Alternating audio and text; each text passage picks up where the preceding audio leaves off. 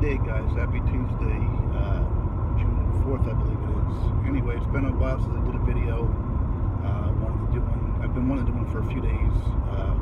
Just been a little bit busy with some things, and definitely have to do one today. Certainly have some real positive things personally to share with you, but I also wanted to share just the proof that our country is out of control with just insanity, and what we are breeding essentially in terms of sensitivity, I guess I would say is the best way to say it. And just a bunch of different bullet points to share with you guys. I'm actually right now I'm in the car, if you can't tell. Certainly irresponsible to be doing a video and driving down Route 81, but pretty simple drive, and so if I don't make a lot of eye contact with you, I apologize. But I'm going to take advantage of the time. The reason I'm on the highway at 6:45 in the morning, I've been on the highway since about 4 o'clock, is for those of you that follow me know I'm just a huge Phil Vassar fan. If you guys haven't heard him, download him, listen to him. His music's just amazing. I've been listening to him every day, 20 years, 18 years now maybe. Well, he has his his fan club concert tomorrow night down in Nashville.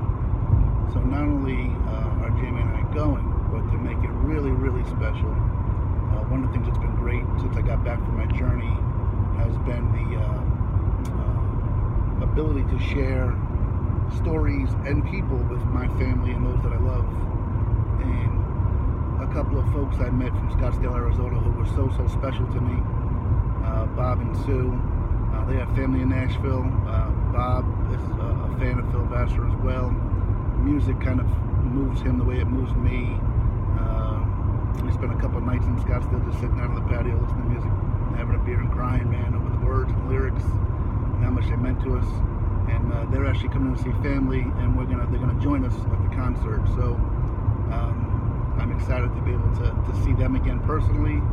I'm excited to introduce them to Jamie and Jamie to them. Amazing folks.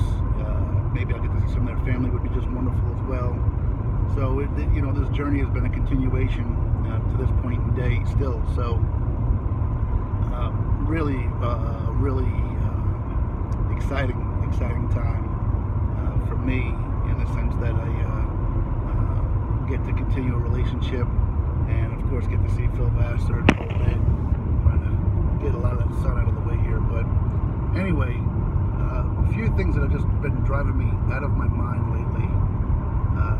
News clips that shows you how we, in my opinion, are taking sensitivity to a level like I've never seen before or heard before. So let me talk about a few things. The other day I saw a news story that said, let me stop that. What I feel is that we're taking our country has become a bunch of second graders. We really truly have, and I'll explain what I mean by that by illustrating 3 or 4 stories to you right now. So let me start with a sports story. Last week there's a famous golf swing coach named Hank Haney, and Hank Haney had a satellite radio show, I guess terrestrial as well, radio show.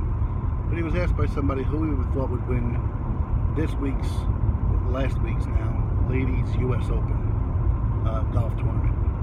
Now, Haney admitted he doesn't know a whole lot, doesn't follow the ladies golf tour all that well. But he made a comment and said probably one of the Koreans. And what that did was that had people going out of their minds calling him a racist. He had several reporters calling him for his job. XM Radio suspended him. Now, here's my point about being second graders. We are so prone to react that we don't ever listen to the context and think about things. We're so sensitive to words that it's downright laughable, even a joke, quite honestly. And I'm going to touch about something with the family. But what I mean by being a second grader, for example, when my kids were young, I might have said the word jackass. Now, jackass is a perfectly legitimate word. It's an animal. But because my kids heard the word ass in it and were told and trained that that's a bad word, if Dad said, Dad, don't say that word, that's bad, didn't hear or understand fully what I was saying or how I meant it, they just heard, I'm trying to get this out of here, guys, they just heard ass and assumed it was bad and reacted. And that's all we're doing as adults.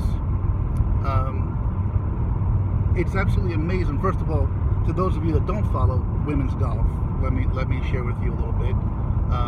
For whatever reason, I don't know the reason, I don't care, it is dominated by Korean women. It's that simple.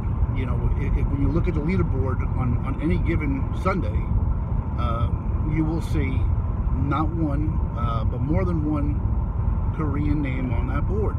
Now, to me, that's a credit to the country and to the people. Certainly not a knock.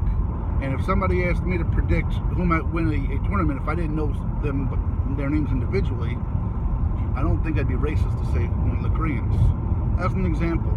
And here's where I have a problem with people and consistency and being true with themselves and not just reacting like jackasses, okay? These same people that called for this gentleman's job and to be suspended, we're going to have a Winter Olympics coming up here shortly, okay? If someone asked me or asked you or asked anybody, who's going to win the cross-country skiing event? Well, you know what, guys? It's probably going to be Finland or Norway. I don't know. They've won it every Olympics for the last 10 of them. So, should I be suspended from my job if I'm in the sports world announcing because I was racist towards them? Nobody would have the chutzpah, to use a term, to use that as an analogy. You can't see me here. To use that as an analogy. But it's no different than saying I think one of the Koreans are going to win. As an example, we just had a spelling bee. Okay, if you look at, I don't know this for a fact, and you could jump all over me and call me racist. 8 different people shared the title of the spelling bee that was presented recently. It looks by appearance, and again, jump on me if you want to. I don't know for a fact, but it looked to me that 7 of those 8 people were of Indian descent. Okay. Now again, that's not a knock on Indians, that's not tearing Indians down. They should be proud and a credit. But if you ask me before the spelling bee who's going to win, okay, and I don't know the individuals by name, and I said, I don't know, probably an Indian kid, I wouldn't really be being racist. I'd probably be making a practical prediction, right? But again, we're so sensitive to reacting to things that we're a bunch of 3-year-olds. Like when that 2nd grader says, Dad, don't say that. You know, I heard ass, Dad, that's a bad word. No, it's not a bad word. It's not racist.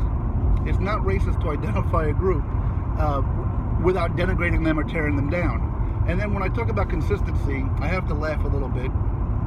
So, a certain very famous, world famous sports athlete who has a little bit of a personal history with Hank Haney, his name's Tiger Woods, was asked about what he thought of Hank Haney's comments and how it was handled.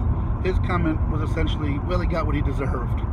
Now, if anybody has had the benefit of the doubt granted towards them in the sports world, it might be Tiger Woods, okay? Society loves him and adores him and gives him a pass on a whole lot of transgressions that they wouldn't give others.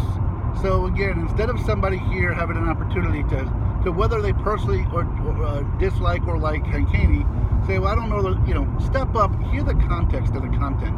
That's the part I'm trying to get at right now. Before people just react, hear the content and the context. And I'm going to touch on 2 more things about that.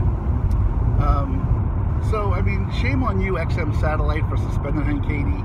Shame on you, Tiger Woods, for saying what you said, in my opinion. Shame on all of you out there for wanting to claim everything in the world is racist when he just said that. Like I said, if I sat there and said it's probably going to be an Indian kid that wins the spelling bee, or it's probably going to be a Norwegian country that, or a Nordic country that wins the cross-country skiing, or in a track event, it might be Jamaica, because Jamaican sprinters have had a long history of winning the Olympics. Those aren't racist statements, guys. We gotta chill out. We really do.